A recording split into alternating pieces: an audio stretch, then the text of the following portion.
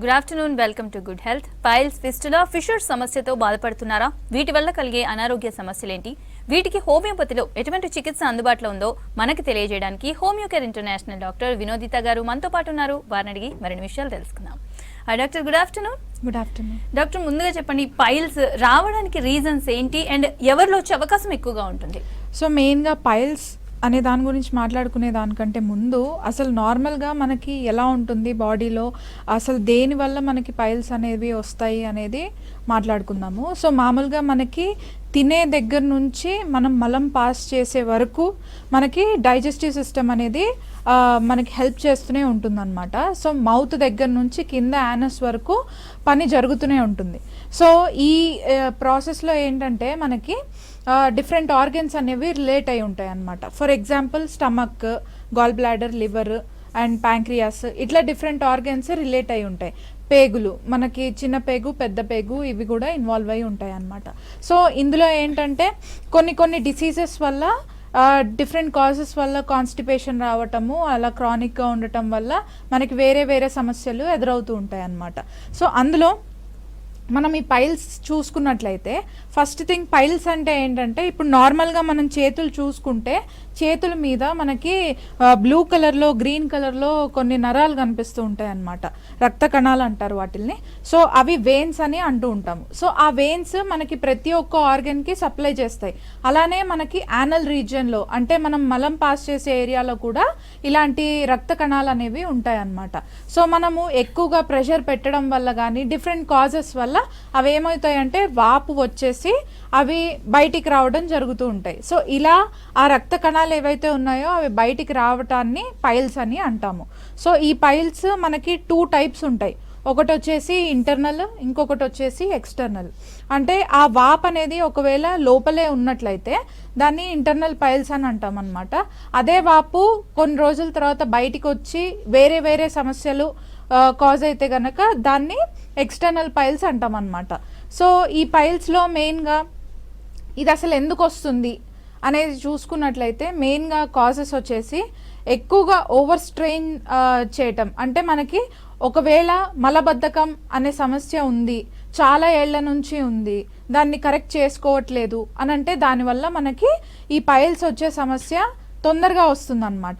And second thing వచ్చేసి obesity, ఎక్కువగా వాళ్ళకి ఫ్యాట్ కంటెంట్ ఎక్కువగా ఉండటము, అండ్ దానివల్ల ఏంటంటే నడవలేకపోవడం, కూర్చునే ఉండటము, ఓవర్గా సిట్టింగ్ పొజిషన్లోనే ఎక్కువగా ఉండటం వల్ల కూడా వాళ్ళకి ఈ సమస్య ఎక్కువ అవుతుంది. అండ్ థర్డ్ థింగ్ వచ్చేసి స్మోకింగ్ కానీ, ఆల్కహాల్ కన్జంప్షన్ కానీ, అండ్ ఫైబర్ ఇంటేక్ ఉన్న ఫుడ్ తక్కువగా తీసుకోవడం కానీ, వాటర్ ఇంటేక్ లేకుండా ఉండటం కానీ, అండ్ ఎక్కువగా మసాలాలు ఇలాంటి ఫుడ్ ఎక్కువగా తీసుకోవడం వల్ల కూడా ఈ సమస్య అనేది తొందరగా వచ్చే ఛాన్సెస్ ఉంటాయి. సో ఇలానే కాకుండా మనకి డ్యూ టు హార్మోనల్ ఇంబ్యాలెన్సెస్ వల్ల కూడా ఈ సమస్య ఏర్పడే ఛాన్సెస్ ఎక్కువగా ఉన్నాయి. హార్మోనల్ ఇంబ్యాలెన్స్ అంటే మనకి థైరాయిడ్ సమస్య కానీ, పీసీఓడి కానీ, ఇట్లాంటి ఇష్యూస్ వల్ల మనకి పైల్స్ అనేవి తొందరగా వచ్చే ఛాన్సెస్ ఉంటాయి. వై అని అంటే ఈ హార్మోనల్ ఇంబ్యాలెన్స్ వల్ల మనకి కాన్స్టిపేషన్ అనేది ఎక్కువగా చూస్తాము. సో మెయిన్గా హైపోథైరాయిడ్ కేసెస్లో ఏంటంటే మలబద్ధకం అనేది తొందరగా వస్తుందన్నమాట వాళ్ళకి. బికాస్ ఆఫ్ దట్ థైరాయిడ్ అనేది సరిగ్గా ప్రొడక్షన్ అవ్వకపోవడం వల్ల. సో దీనివల్ల ఏమవుతుందంటే క్రానిక్గా ఆ థైరాయిడ్ కరెక్ట్ చేసుకోవట్లేదు అని అంటే క్రానిక్గా మనకి ఈ సమస్య ఉండటం వల్ల పైల్స్ అనేవి వస్తాయి. ఓకే డాక్టర్, కాల్ తీసుకుందాం. అశ్విని గారు, చెప్పండి మీ ప్రాబ్లం ఏంటి? మేడం, మా హస్బెండ్ కి ఫైల్స్ వచ్చినాయండి. ఓకే, ఫైల్స్ ఒక ఫిషర్ ఉందంట. ఓకే, ఆయన కొంచెం లిథేమియా ఉందండి. ఓకే. ఎన్నేళ్ల నుంచి ఉందమ్మా సమస్య? 3 years నుంచి. ఓకే, వచ్చింది. ఎటువంటి ట్రీట్మెంట్ తీసుకున్నారు? CML. ఓకే. సో ఇప్పుడు కూడా మీకు ట్రీట్మెంట్ నడుస్తుందా ప్రస్తుతం? టాబ్లెట్, ఇమాటినిబ్ టాబ్లెట్ వాడుతున్నాం అండి. ఓకే. బ్లీడింగ్ అవుతుందా అమ్మా? ఇమాటినిబ్ టాబ్లెట్ వాడుతుంది. ఇప్పుడు మరి సర్జరీ చేయించుకోంటారా మేడం? ఇబ్బంది పడుతుంది బాగా.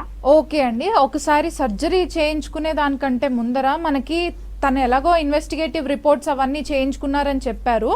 అది ఏ గ్రేడ్లో ఉందనేది చూసి, ఇంటెన్సిటీ లెవెల్ ఎంత ఉందనేది చూసి దాన్ని బట్టి మీ హస్బెండ్కి ఎంత టైం పడుతుంది అండ్ ఏ ప్రికాషన్స్ తీసుకోవాలి, ఎంత తొందరగా తగ్గుతుంది అనేది ఎక్స్ప్లెయిన్ చేస్తాము. అండ్ తనకి ఎటువంటి సిమ్టమ్స్ ఉన్నాయి అనేది కూడా క్లారిటీగా చెప్తే ఇంకా తొందరగా జరిగేలాగా చూస్తామండి. సో మీకు దగ్గరలో ఉండే బ్రాంచ్ని కన్సల్ట్ అయితే కనుక మీకు తొందరగానే రిజల్ట్స్ ఉంటాయి. ఓకే డాక్టర్, అయితే పైల్స్ అసలు ఎన్ని గ్రేడ్స్ ఉంటాయి అనేసి అండ్ గ్రేడ్ వైజ్ చూసుకుంటే ఎలాంటి సిమ్టమ్స్ వల్ల ఇది పైల్స్ అని గుర్తించగలుగుతారు? యా, సో గ్రేడ్స్ మనకి 4 టైప్ ఆఫ్ గ్రేడ్స్ ఉంటాయి అన్నమాట. గ్రేడ్ 1 నుంచి గ్రేడ్ 4 వరకు ఉంటుంది. సో ఫస్ట్ గ్రేడ్లో ఏంటంటే బ్లీడింగ్ అవ్వటము, కానీ వాప్ అనేది ఏదైతే స్కిన్ ట్యాగ్ అనేది అంటామో అది బయటికి రాదు, కానీ మనకి బ్లీడింగ్ అనేది ఉంటుందన్నమాట. మోషన్ పాస్ చేసేటప్పుడు పెయిన్ అనేది ఉంటుంది. సో ఇది ఎక్కువసేపు ఉండదు, జస్ట్ మోషన్ పాస్ చేసే టైం వరకు ఉంటుంది, తర్వాత ఎటువంటి ఇబ్బంది ఉండదు. సెకండ్ థింగ్ ఏంటంటే మనకి ఆ పైల్ ఏదైతే ఉందో అది మోషన్ పాస్ చేసేటప్పుడు బయటికి రావటం అండ్ ఆఫ్టర్ మోషన్ దానంతట అదే నార్మల్ పొజిషన్కి వెళ్ళిపోవడం అండ్ దానివల్ల పెయిన్, మంట ఇలాంటివన్నీ 1 గంట సేపు కానీ 2 గంటల వరకు కానీ ఉంటుందన్నమాట. సో ఇది గ్రేడ్ 2. సో గ్రేడ్ 3లో ఏంటంటే టోటల్గా మనకి ఆ పైల్ అనేది బయటికి రావటం, దానివల్ల బ్లీడింగ్, పెయిన్ అండ్ తర్వాత ఇగ్నోర్ చేస్తే ఫిషర్స్ కూడా వచ్చే ఛాన్సెస్ ఉంటాయి. సో ఇలా కూడా ఉంటుంది. అండ్ దీనివల్ల ఏంటంటే వాపు, ఆ ఏరియాలో మనకి వాపు అనేది ఎక్కువగా తెలుస్తుంది అనమాట. అండ్ 4th వన్ ఏంటంటే ఇంకా టోటల్గా ప్రొలాప్స్ అనమాట. ఆ వెయిన్స్ ఏవైతే ఉన్నాయో రక్త కణాలు అవి టోటల్గా బయటికి వచ్చేసి ఇంకా అవి లోపలికి వెళ్ళే ఛాన్సెస్ ఉండవు.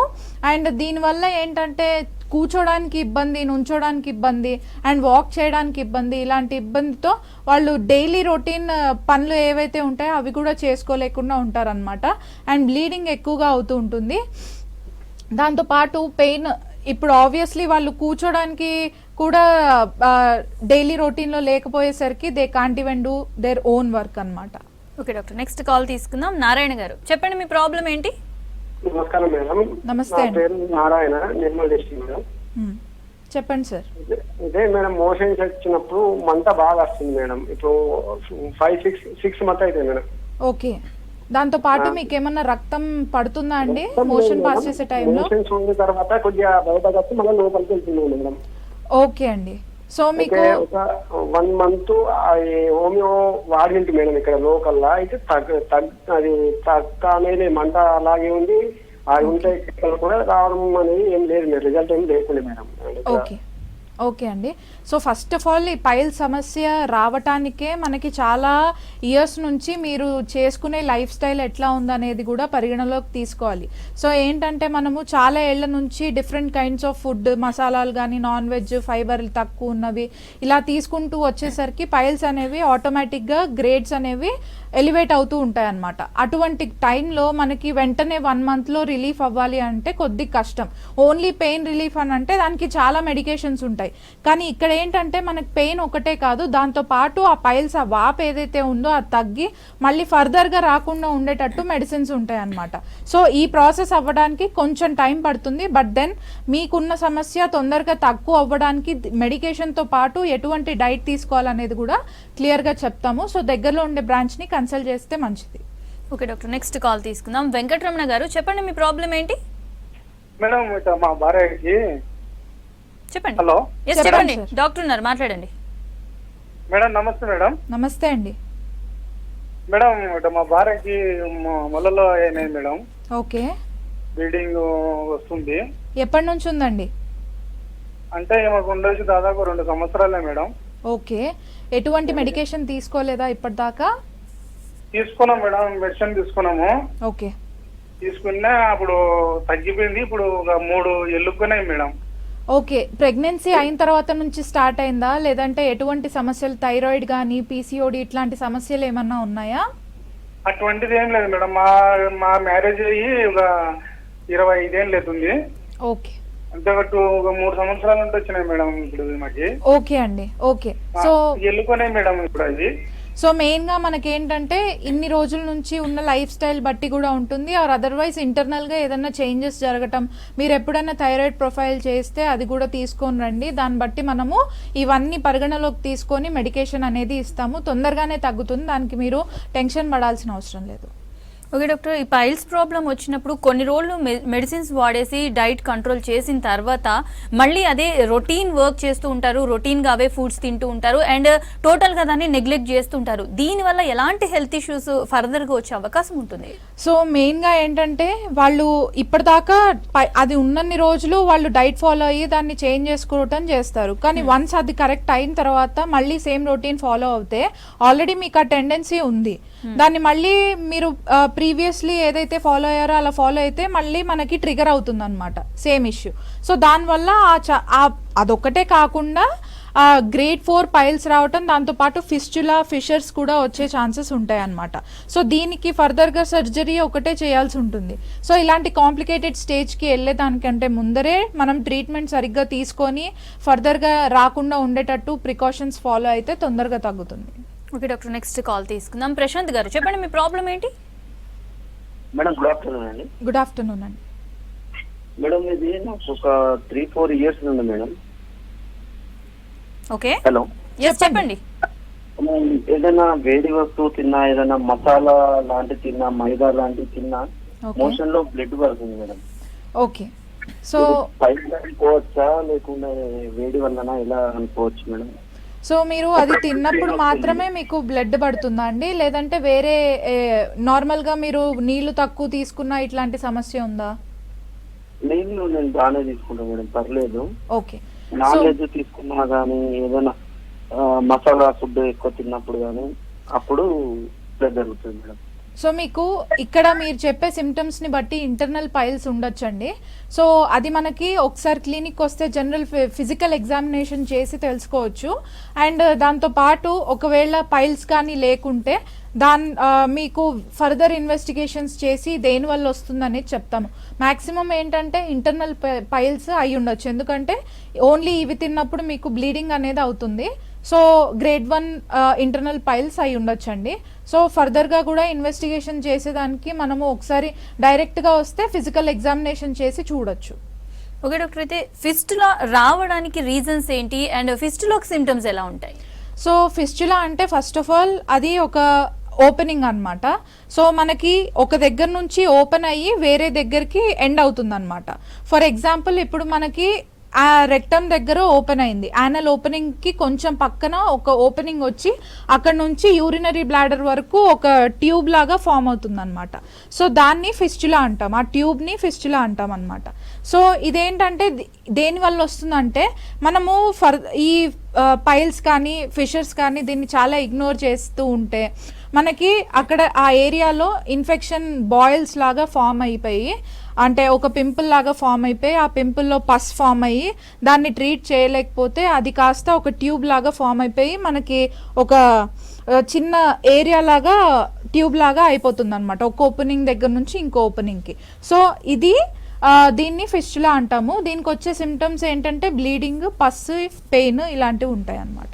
ఓకే డాక్టర్, అదేవిధంగా ఫిషర్ కూడా వింటూ ఉంటాం కదా, ఫిషర్కి రీజన్ ఏంటి అండ్ ఫిషర్ని నాకు ఫిషర్ వచ్చింది వీళ్ళకి అనేసి వాళ్ళకి ఎలాంటి సిమ్టమ్స్ ద్వారా తెలుసుకోవచ్చు వాళ్ళు? సో మెయిన్గా ఫిషర్ అంటే ఇప్పుడు మనకి నార్మల్గా స్కిన్ మీద ఇట్లా కట్ అవుతుంది కదా, సో ఆ స్కిన్ కట్ ఏదైతే ఉందో అది మనకి ఒకవేళ కానీ రెక్టల్ ఏరియాలో కానీ ఎక్కడైనా వచ్చినట్లయితే ఇంటర్నల్గా దాన్ని ఫిషర్ అంటాం. నార్మల్ స్ప్లిట్ కట్ దాన్ని ఫిషర్ అంటాం అనమాట.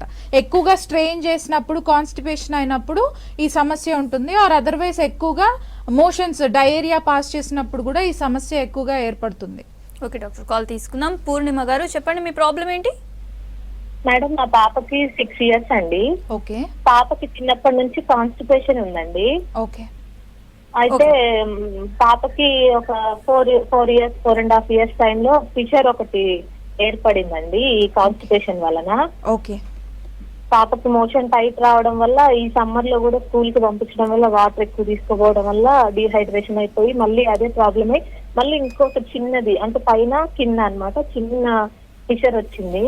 ప్రెసెంట్ అయితే డైట్ కంట్రోల్ తో మోషన్ కొంచెం ఫ్రీ పోయేటట్టు చూస్తున్నాము. ఫర్దర్ ఏం చేయాలంటారు? సో మెయిన్గా ఏంటంటే తనకి కాన్స్టిపేషన్ అనేది ట్రిగర్ అవుతూ ఉంటుందమ్మా. తర్వాత కూడా మనకి మెయిన్గా డే టు డే బేసిస్లో ఏ ఫుడ్ అయితే తీసుకుంటామో అది తింటూ దాంతో పాటు ఫైబర్ ఎక్కువ ఉన్న ఫుడ్ ఇవ్వాలి. అండ్ ప్రస్తుతం ఉన్న సిచ్యువేషన్లో ఆల్రెడీ 2 times ఫిషర్స్ వచ్చింది. ఫర్దర్గా వేరే ప్రాబ్లమ్స్ అంటే పైల్స్ కానీ ఫిస్టులా కానీ రాకుండా ఉండటానికి మెడిసిన్స్ అనేది తప్పకుండా వాడాల్సి ఉంటుంది. ఎందుకంటే ఆల్రెడీ కాన్స్టిపేషన్ చాలా ఇయర్స్ నుంచి ఉంది. అండ్ ఇది ఇగ్నోర్ చేసుకుంటూ వస్తే ఏమవుతుందంటే ఆల్రెడీ ఫిషర్ వచ్చింది, దాంతోపాటు వేరే సమస్యలు వస్తాయి.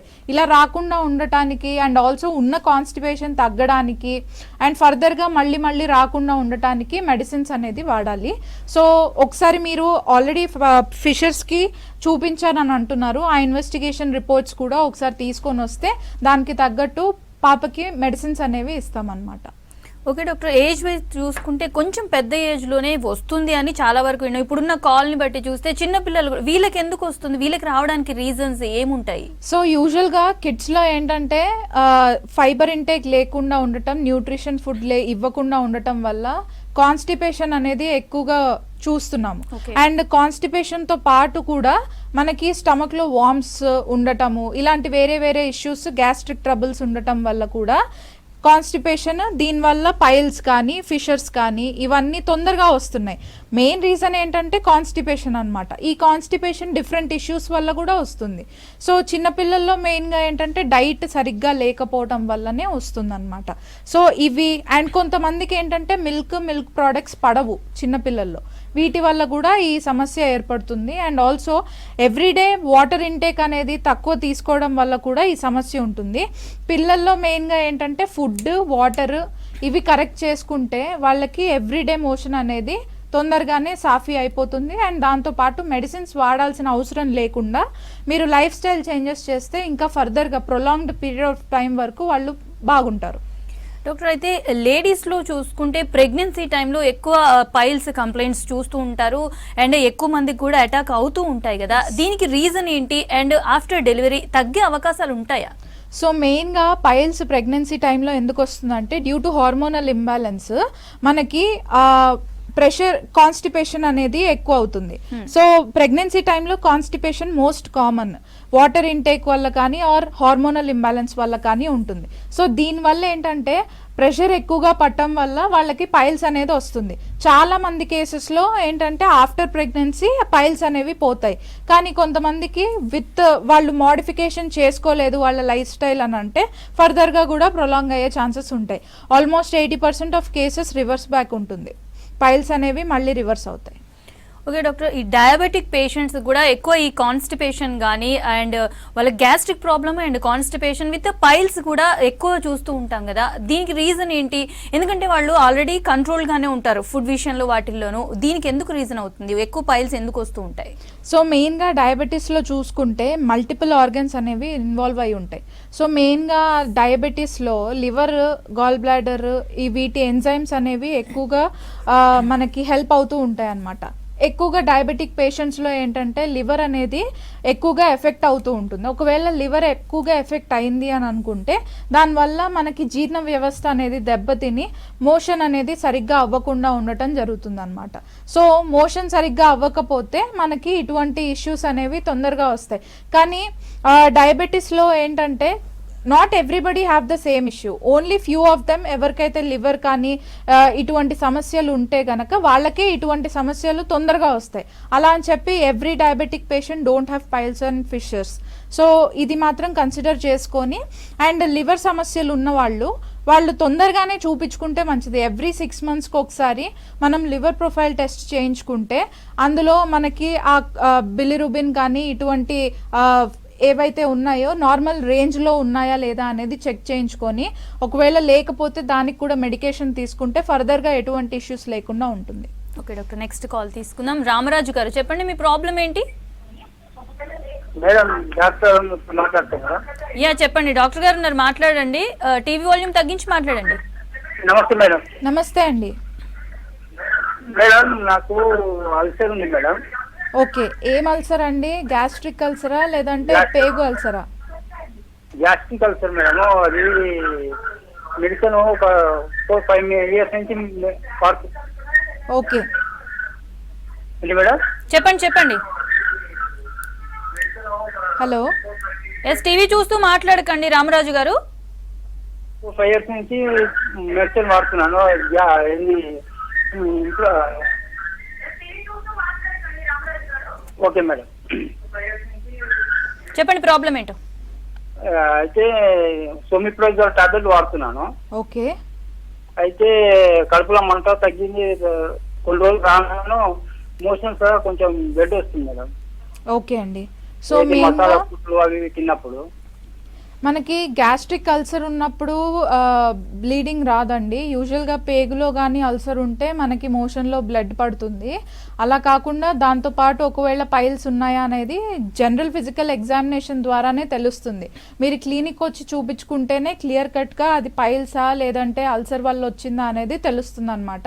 సో క్లినిక్ వస్తేనే క్లియర్గా మేము చూసి చెప్పగలుగుతాం. ఓకే డాక్టర్, నెక్స్ట్ కాల్ తీసుకుందాం. ప్రదీప్ గారు చెప్పండి మీ ప్రాబ్లం ఏంటి. ప్రదీప్ గారు చెప్పండి మీ ప్రాబ్లం ఏంటి. డాక్టర్ ఉన్నారు, మాట్లాడండి. ఎస్ రైట్, రిపీట్ చేయండి ఒకసారి ప్రాబ్లం. మేడం నాకు హలో మేడం. నమస్తే అండి, చెప్పండి. మేడం నాకు పైల్స్ అయినాయి మేడం. ఓకే. సో అయితే ఇప్పుడు ప్రెసెంట్లీ grade 4 సిచ్యువేషన్ లో ఉన్నా మేడం. ఓకే. అయితే కొంచెం బ్లీడింగ్ కూడా అవుతుంది సివియర్ గా. ఓకే. మ్యాండేటరీగా ఆపరేషన్ చేసుకోవాలా లేకపోతే బై మెడిసిన్స్ క్యూర్ అవుతుందా? సో మీరు ఆల్రెడీ ఇన్వెస్టిగేషన్ చేయించారా? దానికి గ్రేడ్ 4 అని వచ్చిందా? చేయించాం మేడం. ఓకే. సో గ్రేడ్ 4లో ఏంటంటే మనకి మెడికేషన్ ద్వారా బ్లీడింగ్ అండ్ వాపు అనేది తగ్గుతుందండి. కానీ ఆల్రెడీ పైల్ ఏదైతే బయటికి వచ్చేసిందో దాన్ని మాత్రం నార్మల్గా లోపలికి పంపించలేము. సో ఇందులో ఏంటంటే హెవీగా బ్లీడింగ్ అవుతుంది, హెవీగా పెయిన్ ఉంది అనేది ఉన్నట్లయితే మనకి మెడిసిన్స్ ద్వారా తగ్గుతుంది. వన్స్ ఒకసారి మీరు క్లినిక్ వస్తే కనుక మీకున్న సిమ్టమ్స్ని బట్టి మీ ఇన్వెస్టిగేటివ్ రిపోర్ట్స్ని బట్టి ఎంత టైం పీరియడ్ వరకు మీకు తగ్గుతుంది అనేది చెప్తాము.